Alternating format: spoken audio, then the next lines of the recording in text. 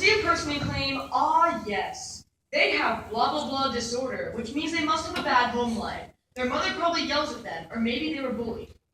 Nobody is a therapist when they hear a real problem. A girl is an insomniac. At night, she lays her head down on a pillow that doesn't fit right, like a 3-pronged plug for a 2-pronged socket. She always stays awake, for hours on end. Sleeplessness, the bully who leaves bruises under tired eyes. These bags aren't meant for holding dreams, they're meant to weigh her down. A boy struggles with depression, the cold grip of self-loathing wrapped around his throat, pressing down on Hunt's shoulders to whisper into his ear cruel things like an abusive lover. Someone you can't get away from and everyone tells you isn't a big deal. He tells a friend and they say man up, and boys don't cry. So he keeps his mouth shut like a vice. They all do. They sew together quivering lips, avert their tired eyes. Go see a therapist, they're told. When they tell these kids to go see someone, they actually know the difference between a psychologist, psychiatrist, and a therapist. The kids in pain try to explain. It's always something different. My parents don't take me seriously. We don't have the money, and our insurance doesn't cover it, or I can't get there without telling my parents. I can't tell my parents. I can't tell my parents.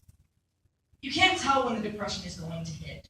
Some nights they'll open their textbook and start crying, say it's all because of the stress of school, that it's because they haven't been around recently, and maybe they just haven't had enough sleep, and maybe they're just stressed. At nights they lie awake and listen to the world around them, hearts racing, breaths short, stuck in tight throats, clutching at their chests with eyes shut tight as tears flow down cheeks. In the darkness they have learned not to make a sound. They sew together quivering lips and shut their tired eyes. There's a kid who wakes up without their will, drags their feet to their mom's room. I'm sick, they'll say, not coughing or sniffling. The mom knows one of her own, because some nights she sits in their room, door closed and locked, and the kid will hear her cry. Their mother once told them that she almost lost her will to live. The weight of the idea is something that keeps the kid working hard, and the question always arises, do I need to get you someone to talk to? The parents may not have the time, money, or means to get them to someone, and those who are lucky enough to get the chance and are presented an opportunity for help that have that moment of pause. Everyone always told them not to self-diagnose. And what if maybe they were just a little bit sad that day? And with lips shut tight like a vice, quivering lips, the kids avert their tired eyes and they tell their mom no. Why do people understand that these problems are real?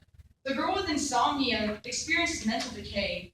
She doesn't know the difference between what's real and fake anymore. And the boy with depression committed suicide in his first year of college. And despite having told his parents, the interview still says loud and clear, we don't know what could have happened. He was a happy boy. Sometimes self-diagnosis is all someone has. Take them seriously and take it in full. Mental disconnect is more real than you can imagine. And if they come to you, just listen.